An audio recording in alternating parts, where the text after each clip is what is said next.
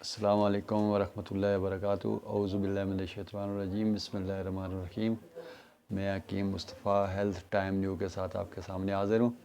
ہمارا پروگرام تسلسل کے ساتھ چل رہے ہیں الحمدللہ۔ بہت سے لوگوں کی کالیں آ رہی ہیں بیرون ملک سے بھی اور پاکستان سے بھی۔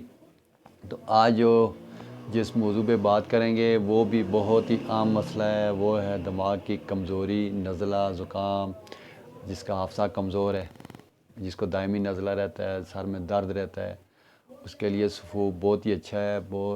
یعنی جو آدمی بھی استعمال کرے گا انشاءاللہ اس کو اللہ شفا دے گا۔ مشکل بھی نہیں ہے، بنانا بھی بہت آسان ہے، اور اس کے ساتھ یہ دماغ کے لیے بہت ہی اکثیر قسم کا نسخہ ہے۔ آپ کو کرنا کیا ہے کہ آپ نے مرچ سیاہ لینی ہے تقریباً 250 گرام، اور اس کے ساتھ آپ نے گائے کا گھی یا بھینس کا گھی بھی لینا ہے 250 گرام۔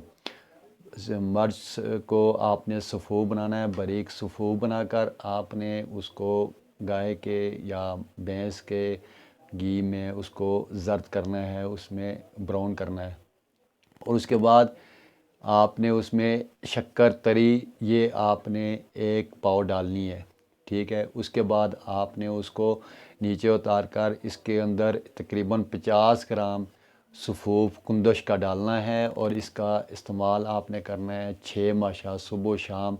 موسم سرما کا بہترین نسخہ ہے یہ، کمزوری کے لیے بھی ہے، دماغ کی کمزوری کے لیے بھی ہے یہ، الحمدللہ بہت ہی اچھا نسخہ ہے۔ جو میرے بھائی بزرگ نوجوان، میری بہنیں، میرے بھائی جن کا دماغ کمزور ہے، جن کو نزلہ رہتا ہے، دماغ کی کمزوری ہے، چکر آتے ہیں، دماغ کے لیے بہت ہی سر میں درد رہتا ہے، اس کے لیے یہ بہت ہی اچھا نسخہ ہے۔ آپ نے ایک دفعہ پھر میں دہرا دیتا ہوں، مرچ سیاہ لینی ہے، اس کو آپ نے سفوف بنانا ہے، یہ 250 گرام لے لیں۔ اس کے ساتھ آپ نے گائے کا گھی اگر مل جائے تو بہت اچھا ہے، نہیں ملے تو پھر بھینس کا ہی ٹھیک ہے۔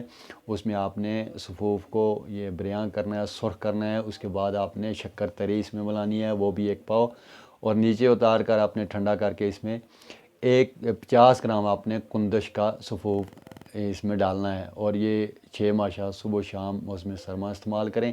انشاءاللہ اللہ شفا دے گا۔ جس میرے بہن بھائی کو سمجھ نہ آئے وہ آخر میں میرا نمبر آ جائے گا، وہ مجھ سے رابطہ کر لے، رہنمائی لے لے۔ السلام علیکم ورحمۃ اللہ۔